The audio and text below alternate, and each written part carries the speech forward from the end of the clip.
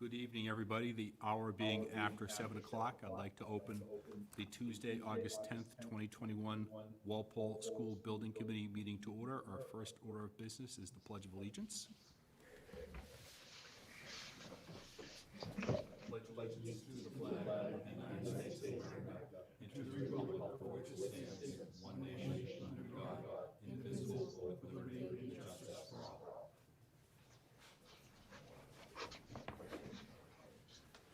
And a little formality here, if I could read this, and I might need to qualify this when I'm done. Due to the ongoing COVID-19 pandemic and state of emergency, on March 12, 2020, Governor Baker issued an executive order temporarily suspending certain provisions of the open meeting law. Pursuant to the order, public bodies are temporarily relieved from the open meeting law's requirements that meetings be held in public places, open and physically accessible to the public, so long as measures are taken to ensure public access to the body's deliberations through adequate alternative means. Citizens with a question or comment can email mwalpole.k12.ma.us or middleschoolproject@walpole.k12.ma.us. And I say I need to qualify that because this is a hybrid meeting this evening. Some of us are present, others are Zooming in. We'll see how that works. So our next order of business is approval of the meeting minutes from July 13th, 2021. Do we have any questions or comments about the meeting minutes from July 13th?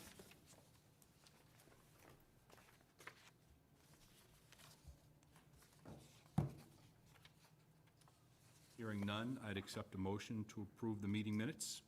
So moved. I have a motion from Ms. Gallivan. Do we have a second? I'll second. A second from Mr. Conroy.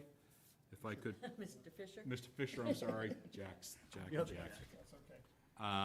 So I'm gonna call the roll in the order that I have here, so hopefully we can hear the people at home. Mr. Fisher, Yes. Mr. Barrett. Get back to him. Ms. Lawson, Here? Ms. Gallivan. Yes. I vote yes. Ms. Gaositz, Yes. Dr. Goff, Yes. Mr. Anderson. Get back to him. Mr. Jeffrey Fisher, Yes. Jack Fisher, Yes. Mr. Connor, Yes. Mr. Senek, Yes. Ms. Santiago Taylor, Yes. and back to Mr. Barrett. Are you here, Mr. Barrett? Yes. Do you vote yes on the meeting minutes? Also yes. Very good, thank you. And Mr. Anderson, your vote of the minutes? Yes. All right, it is a vote. Yes. Mr. Chairman, Yes. I'd like to amend my response. I thought you were calling the roll for Okay. attendance, and I want to abstain because I was not present for the meeting. Okay, very good. Thank you. Okay, very good. So Ms. Lawson would like to abstain, and Mr. Jeffrey Fisher abstain, if we could. Our next order of business is to review and approve the vendor invoice package from July 2021. People want to take a moment? I don't know if Mr. Jarvis, if you want to speak to this at all?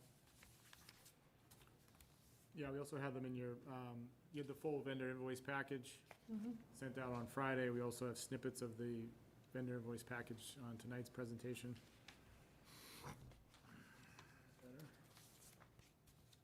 Any questions or comments? Hearing none, I'd accept a motion to approve the vendor invoice package from July 2021. So moved. We have a motion from Ms. Lawson, Second? second from Mr. Fisher, Mr. Jeffrey Fisher. Yep, I'm going to get Fishers and Conroys backwards, I think, now. We have a motion and a second. Let me poll the committee. Mr. Fisher, Yes. Mr. Barrett, Yes. Ms. Lawson, Yes. Ms. Gallivan. Yes. I vote yes. Ms. Gaositz. Yes. Dr. Goff. Yes. Mr. Anderson. Yes. Mr. Jeffrey Fisher. Yes. Mr. John Fisher. Yes. Mr. Connor. Yes. Mr. Senek. Yes. Ms. Santiago Taylor. Yes. Very good, it is a vote. And item number 5 is the schematic design report, submission update. Over to you, Mr. Jarvis. Thanks. So just rolling through the budget update quickly to close that out. We're still in good shape. with the budget overall for feasibility schematic study. Looks like it's trying to connect me here. Oh, lost my connection. Connection's going in and out, Oh, too. bear with me.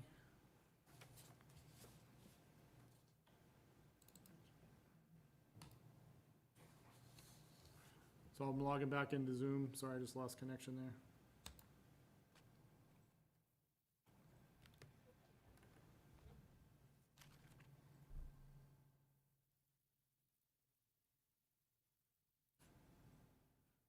Don't know what's happened there. So following along in your packet, if you have that at home or if you've printed it out, so just to update you on the budget while this is reloading.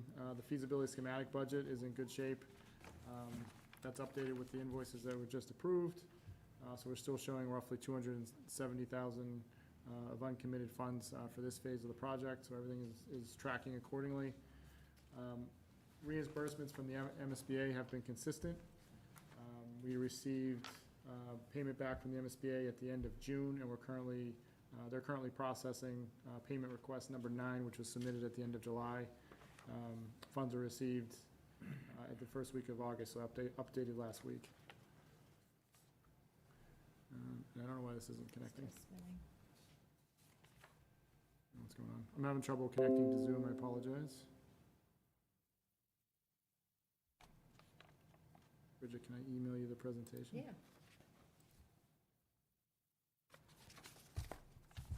Brian, you're coming back in right now. Hmm? You're coming back in right now. I'm coming back in? Mm-hmm. It's taking a little while, but you can still send it to me.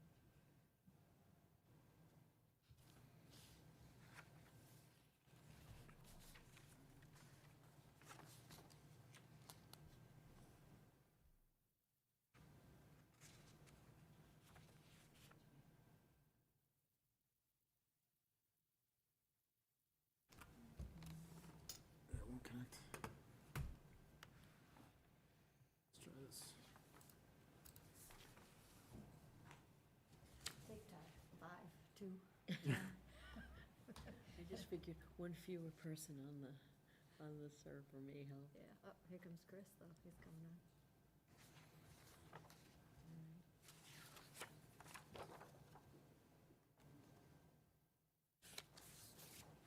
Yeah, then if you can get it while you send it, then you can talk while I bring it, work on bringing it I up. think I just emailed, and it's trying to send to you. Okay.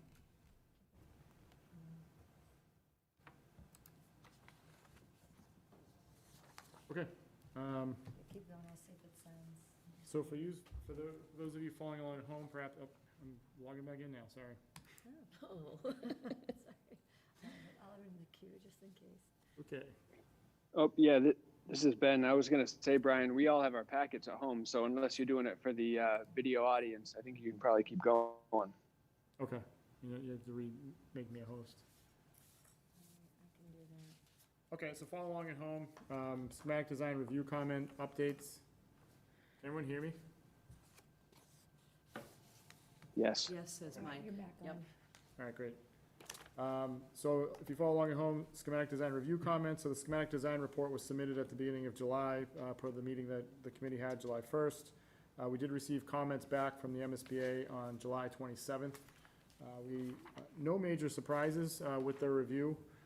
Additional core academic space for the most part was accepted except for 200 square feet, and that was really a trade-off between the reduction in classroom size and some of the teacher and student breakout areas. There's 115 square feet of the medical space or the nurses area that was deemed ineligible for being slightly over the guidelines. All the additional gym square footage was accepted, and as projected auditorium spaces were deemed ineligible. All other spaces submitted to the MSBA met MSBA guidelines, so overall the review is in line with what we were projecting. All the comments have been acknowledged by the district and TAP-A's group. Those were sent back to the MSBA today, right on schedule. We also had a project scope and budget conference with the MSBA's team, so is not only their project manager and project coordinator, but also their construction team. They actually do a initial transition meeting, if you will, with their construction team, kind of getting the district prepped for the scope and budget process, and then also giving a little bit of an overview of what would happen, you know, post the favorable action of the project, moving the project into design and then eventually into construction. We held that meeting on 7/26 and went through all of the updates related to Module 5, which is funding the project, and then 6, 7, and 8, which is the construction and closeout phases with the MSBA. We also received back the MSBA's review of the total project budget, which we reviewed with this committee at the end of June and on July 1st prior to submitting it to the MSBA, which again was in line with what we expected. We were within $100,000 from total projection as far as estimated facilities grant and reimbursement back to Walpole. Following along in the presentation, actually might be able to share this now.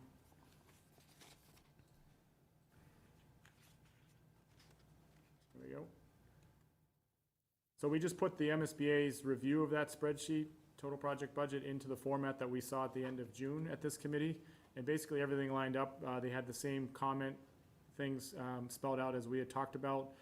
Basically OPM fees related to the auditorium, legal fees, in purple there, the 20,000.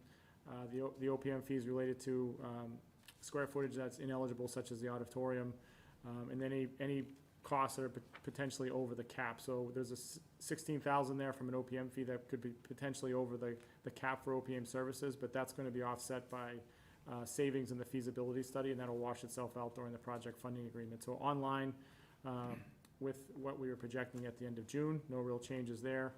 Same thing for architect and engineering. The 621 was the line item highlighted in June, basically the projected costs associated with the auditorium from a designer fee perspective, so no surprises there.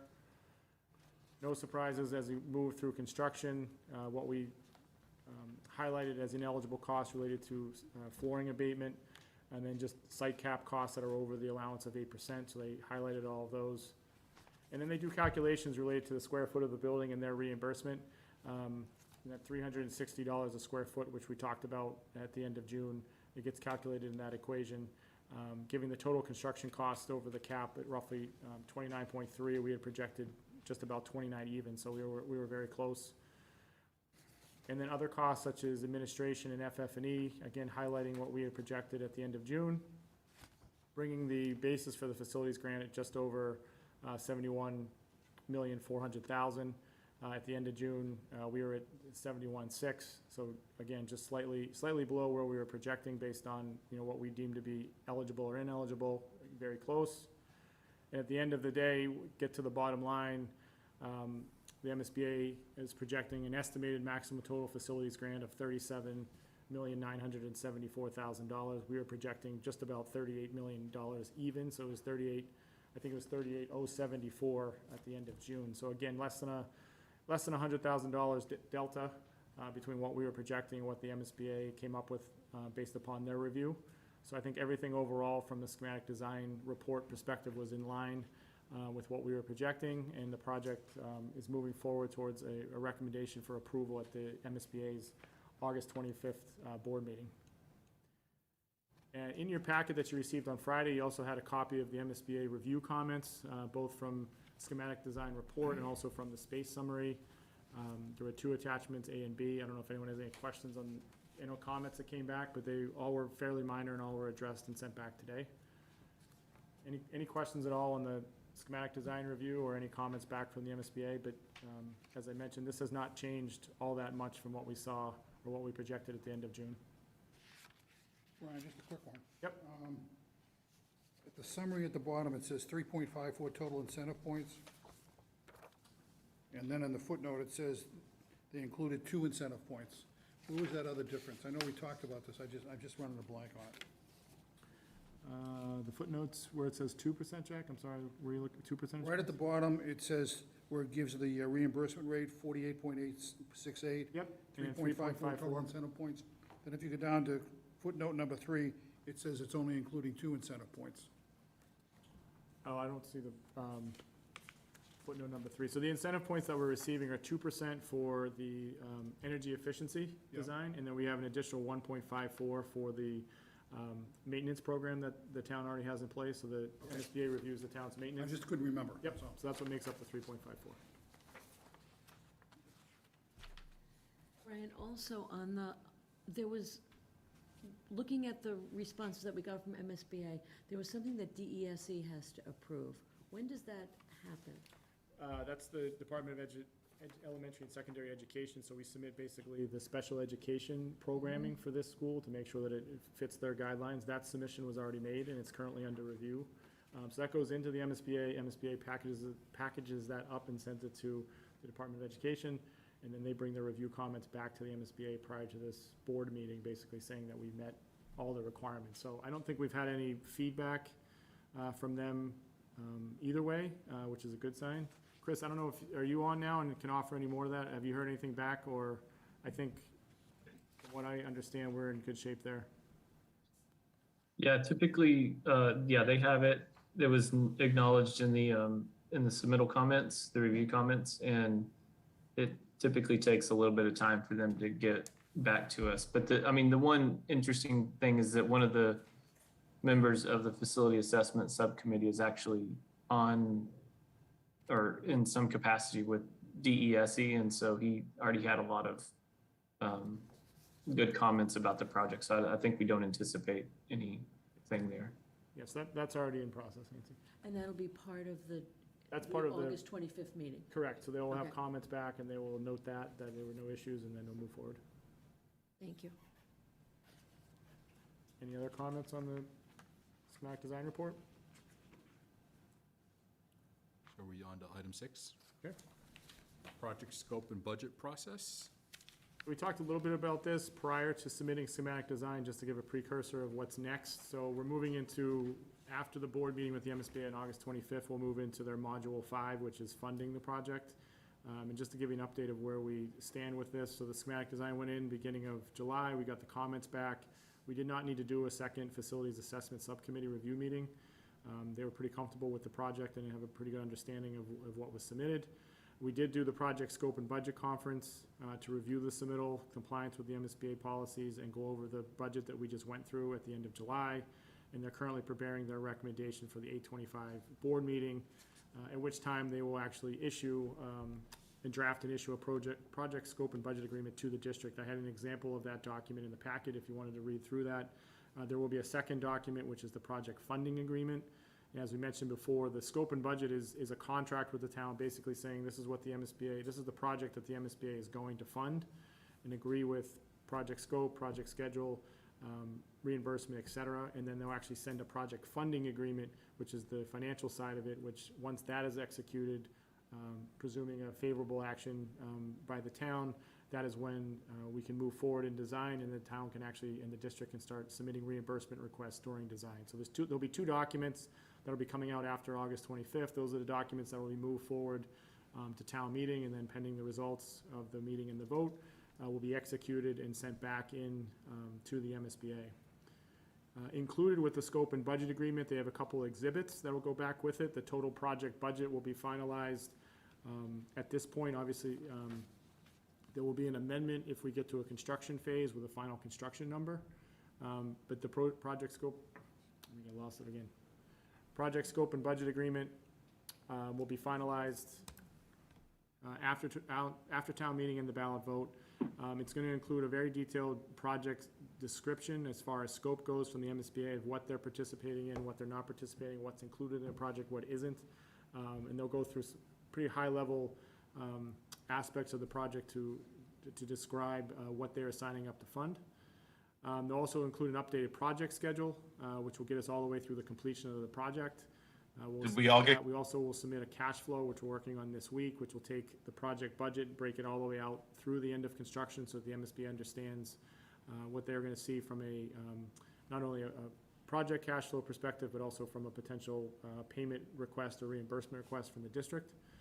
They'll finalize any questions or any information they have related to the site, confirmation of the site, and just, I think there's a lot of information that was already submitted during the eligibility period that gets attached to that as far as the district's authority over the site and ownership. Furnishing fixtures and equipment and expected list, that was already sent in by TAPE, so they understand some of the fit out that's going to go into that. They also will dictate the coverage requirements that the MSBA requires for the district to carry during the construction process. So we'll send us those requirements, and then we'll work with the town to get those requirements into the project specs. A lot of times town coverages that they put on projects meet those requirements anyway. So we'll work through that with the town and the district.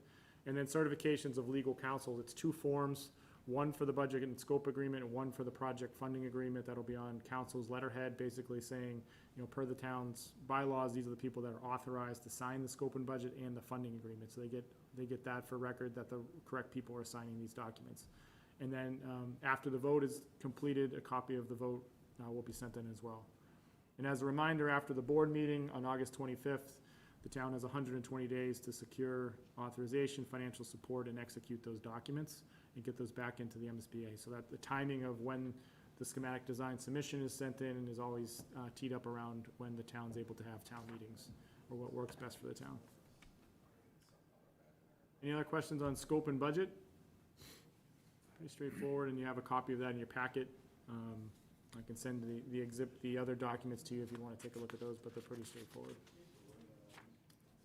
Brian, just to be clear, until August 25th, these numbers are still preliminary. Is that correct? Preliminary in the sense that the MSBA has already reviewed them. We don't expect the numbers to change. Okay. There could be a minor tweak here or there, but it's not going to change it drastically. I mean, not even, I wouldn't even think a percentage point. But what we got back on the review and what we just went through tonight, those are the numbers that we're going to see in the scope and budget agreement, in a drafted funding agreement, as well as the reimbursement rate that we talked about. Okay, thanks. Item number 7, the CM at risk process. Brian? All right, so if you're following along at home, there's a little table there with a potential timeline for the construction manager at risk process. So as part of that process, the town actually has to submit an application to the Inspector General's office. They have roughly a month to 2 months to review that and get back to a town. There's a lot of information that goes into that submission. Basically, some of it's a formality that you've hired an OPM, that you've hired a designer, that the town understands the project that they're taking on. A lot of it's kind of leftover from when the CM at risk legislation was passed. But now that it's somewhat more of a common process, again, it's a lot of information gathered about the project. The Inspector General reviews that, and then based on the application, we'll issue a notice to proceed with procuring a construction manager at risk. We would expect, if an application is submitted this month, to get that notice to proceed sometime late September, possibly in October. At which time we could draft a request for qualifications. So the construction manager at risk is a 2-part procurement process. You send out a request for qualifications. The interested parties would send back statement of qualifications of how they feel they meet that request. Those qualifications are then reviewed by a selection committee, narrowed down. Oftentimes the firms are brought in for interviews to go through an interview process to talk through some of the finer aspects of the project. We actually ask them for requests for proposals. We actually see the costs that they would present for the project from their fee perspective, from their general conditions, from their general requirements, and you have the ability to evaluate and rank those proposals of your finalists. And then it can conduct an interview before making an award. What we're suggesting is, at this point, to kind of get the ball rolling, is to get the application in the Inspector General's office, receive the notice to proceed, and then draft a request for qualifications prior to town meeting and the vote. And then if the project moves forward, then issue that and start the process to procure them in early November. That process will take probably the better part of a month and a half, given the holidays. And the goal would be to have a CM on board sometime in early January, if possible, to join the design development process with TAP A, and to start to get their input from an estimating perspective, from a project constructability perspective, phasing, logistics, and start to work through some of those details leading up to construction documents will be late spring, early summer of next year. So that's what we're proposing. We have fee left to be able to do that work between now and town meeting, and then basically everything will be ready if the project moves forward. Any questions on that process? And we'll get into more detail once we get the ball rolling, but that's just a general overview. Good. Item number 8 would be a discussion of upcoming meetings and outreach to the community. There's kind of a lot of dates in the air here, so. Yeah, so we, kind of a conversation started here. We actually had a project team working group meeting today as well, talk through some of these dates. So obviously, it's great to be back in person with the building committee. Our typical schedule would put these meetings on the 14th and the 28th and the 12th of October, so 14th and 20th of September. We talked through today a couple ideas, and again, the goal is to try to get out in front of as many groups as possible, demographics as possible. Some of the things that are currently circulating is, I think we've nailed, since this draft was put together, we've nailed down a date for an update to the seniors at the COA for the 22nd of September. We've also talked about doing 2 public forums, which will kind of be a building committee / public forum. The building committee is not gonna have a whole lot of business in the September meetings other than the administrative items. So the thought would be, is to have this committee meet, but basically do a public forum for the community members. The first one, the thought would be the September 28th date, and possibly holding that at the Johnson Middle School to give folks an opportunity, one, to learn about the project, ask questions, also see that school live. And then the second one would possibly, town meeting has, I think, been confirmed for Saturday, the 23rd.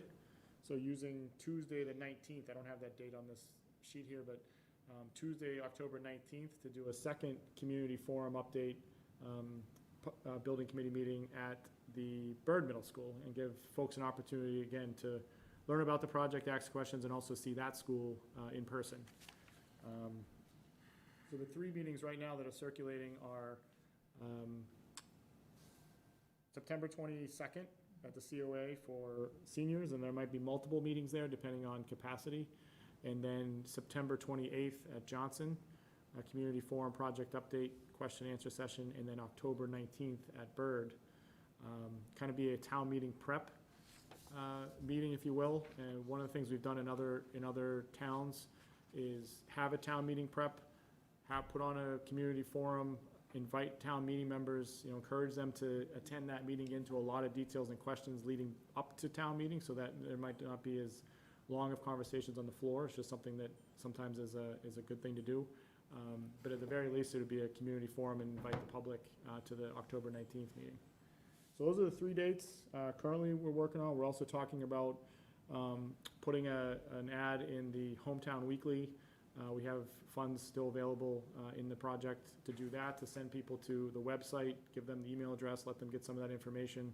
Also publish these dates in advance, so folks are getting that information kind of through a more traditional channel, not electronically. We would also send out the postcards to every residence like we did to previous community forums, so people are getting that in their mailbox with updates. Again, we're proposing that these meetings be live. I think we'll do the community one, the Council on Aging is definitely going to be a live event. We're targeting the September 28th at Johnson to be a live event, and then depending on what the situation is like, how that goes, if there needs to be a hybrid event, at the Byrd, we could do that. We could change gears, but I think right now the intent is that all of them would be live, so people can get a sense of the existing buildings and kind of talk through things in person. So that's currently what's on the table, kind of drafted out there. The other thought is there anything that the committee thinks we need to do in addition to that? Any other groups we should get in front of? We also have some traditional communication channels available where we'll send out an overview statement in like the principal's newsletters to the school distribution list, getting them to the website, getting them to public meetings. Again, just kind of providing information for people to go and find and learn about the project. But if there's something specific, we're open for suggestions as well. Any concerns with that approach at this point, or anything different? I like it. Yeah, I think we're on the ball with community outreach at this point, Yep. I think earlier than this, and we might not have gotten much of a turnout, so now we're at the point where Yeah, people are gonna be, yeah, I would agree. I mean, these types of projects, people are, maybe even within the committee, people are on vacation, summer's tough to get a hold of people.